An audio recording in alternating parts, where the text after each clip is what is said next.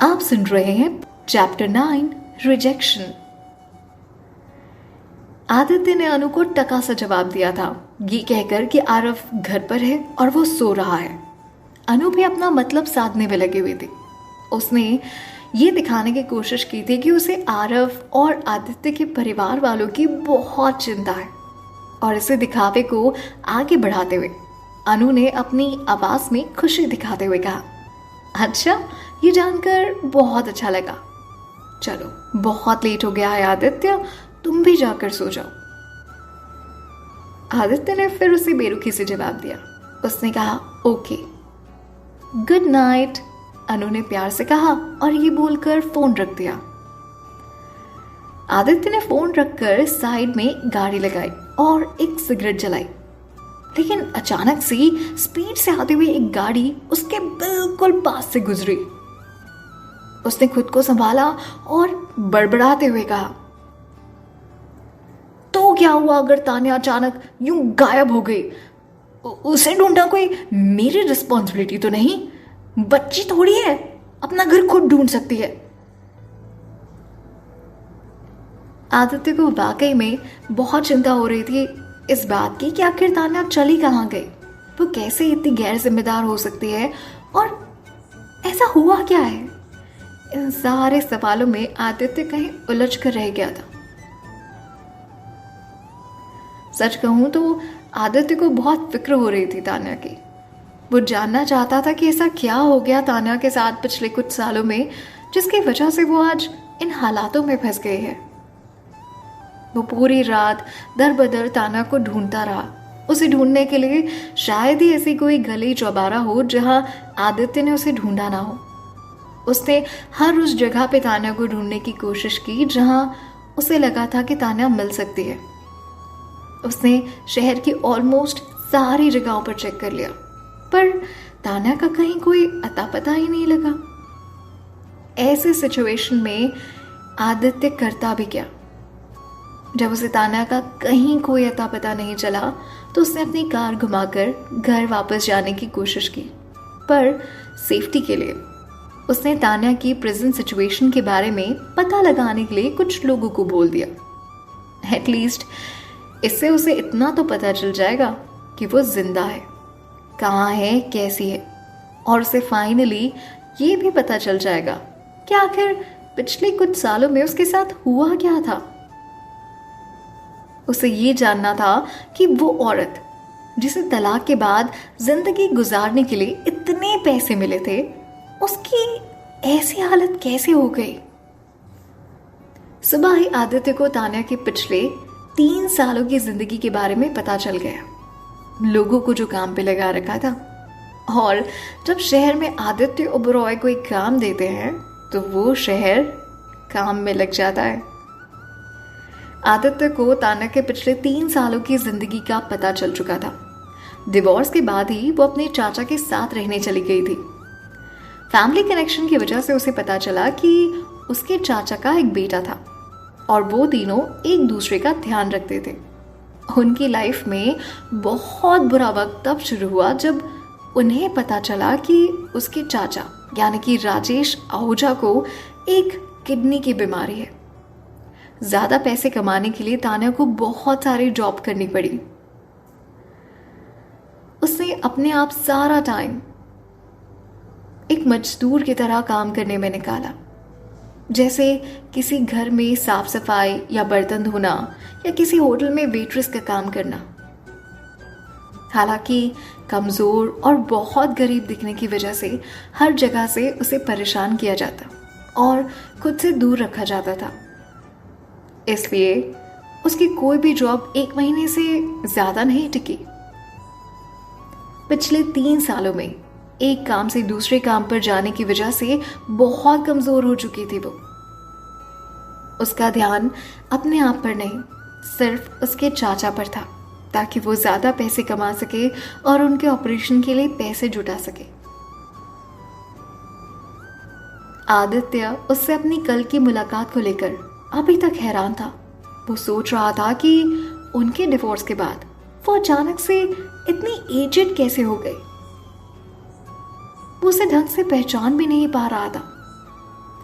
अगर वो कल उससे नहीं मिलता तो शायद उसे कभी पता नहीं चलता कि वो किस दर्द में अपनी जिंदगी गुजार रही थी। पर एक बात तो थी जो उसे बार बार परेशान कर रही थी कि उससे डिवोर्स के बाद जो उसने इतने सारे पैसे दिए थे, तान्या को जब इतने सारे पैसे मिले थे, उसने उसका यूज क्यों नहीं किया? पैसे इतने पर्याप्त थे कि उसे चाचा का ऑपरेशन आराम से हो जाता, तान्या को एक ठीक ठाक जॉब भी मिल जाती। फिर तान्या ने क्यों उसका यूज नहीं किया? बुध जानता था कि तान्या पैसे ज्यादा खर्च नहीं करती थी, और अगर करती भी थी तो इतना सारा पैसा इतनी कम समय में कहाँ चला जाएगा यार? क्योंकि इतने सारे पैसे इतने कम समय में खर्च करना एक्चुअली इम्पॉसिबल था। आदित्य अपनी चेयर पर सीरियस एक्सप्रेशन के साथ आराम से बैठा था। कुछ सोच रहा था शायद। उसे लग रहा था कि जैसे अभी भी कुछ बातें हैं जो उसे पता नहीं है। वो इन दोनों कड़ियों को आपस में मिला नहीं पा रहा था। अब भी सब कुछ जानते हुए उसे ऐसा लग रहा था कि कुछ तो है जो वो नहीं जानता था। जब आदित्य डाइनिंग रूम में आया तो उसकी पूरी फैमिली ऑलरेडी वहां बैठकर ब्रेकफास्ट कर रही थी। आरव सबसे पहले उठा था क्योंकि पिछली रात वही सबसे पहले सोया भी था। इसलिए जब आदित्य ब्रेकफास्ट के लिए वहां पर आया तब तक वो अपना ब्रेकफास्ट कर चुका था। तभी आदित्य ने अपनी मेड को ऑर्डर देते हुए कहा, आप एक काम कीजिए, आज आप आरव को स्कूल छोड़ आए। मेड ने जवाब में सिर्फ इतना ही कहा, ओके सर। वो आरव का हाथ पकड़कर उसे वहां से ले गई। मिसेस ओबरॉय ने अपना ब्रेड टोस्ट खाने से पहले आदित्य से पूछा, आदित्य, कल तुम अचानक वहां से यूं चले क्यों गए थे? तुम्हें पता है ना, हम तुम्हारे लिए ही वहां गए थे। तुम ऐसे कैसे अपने पेरेंट्स को ऐसी अजीब सिचुएशन में छोड़कर जा सकते हो? कोई रिस्पॉन्सिबिलिटी नाम की चीज है या नहीं? आदित्य ने अपनी माँ को देखकर उन्हें जवाब दिया, माँ, मैंने आपको कॉल करके बताया था ना कि आरव की तबीयत ठीक नहीं है। By the way mom. इतना बोलते ही आदित्य के सारे सवाल उसके गले में ही अटक गए। मिसेस ओबरॉय ने उससे प्यार से पूछते हुए कहा, हाँ, तुम कुछ बोल रहे थे? बाय द वे मॉम के आगे? आदित्य ने अपनी बात पूरी करते हुए उनसे पूछा, क्या हमारे डिवोर्स के बाद तान्या ने वो पैसे लिए थे? आदित्य बहुत सीरियस था इस मामले में, और होता भी क्यों नहीं, उसे अपने सवालों के जवाब जो चाहिए थे। आदित्य की ये बात सुनकर वो लिटरली शॉक हो गई। खाते खाते उनका हाथ एकदम से रुक गया और उनके चेहरे का रंग उड़ गया। आई गेस उनके लिए सबसे डिफिकल्ट क्वेश्चन था। उनके ऐसे एक्सप्रेशन देखकर ही आदित्य समझ गया कि उसके सवाल का जवाब ना है। जितना शॉक मिसेस ओबरॉय को लगा था, उससे डबल शॉक आदित्य को लगा ये बात जानकर कि उसके दिए हुए पैसे तान्या ने कभी लिए ही नहीं। उसने कहा, अगर आपने उसे पैसे नहीं दिए थे तो आपने मुझे क्यों नहीं बताया? मैं तो इसी सोच में था कि उन पैसों के साथ वो आराम से रह रही होगी, इसलिए मुझे कभी लगा ही नहीं कि मैं जाकर उसे एक बार देख आऊं। और अगर मैं कल उससे नहीं मिलता तो शायद मुझे कभी इस बारे में पता ही नहीं चलता कि वो किस हाल में है। आदित्य इस वक्त बहुत खफा था। मिसेस ओबरॉय से तो था ही, लेकिन अपने आप से उससे ज्यादा।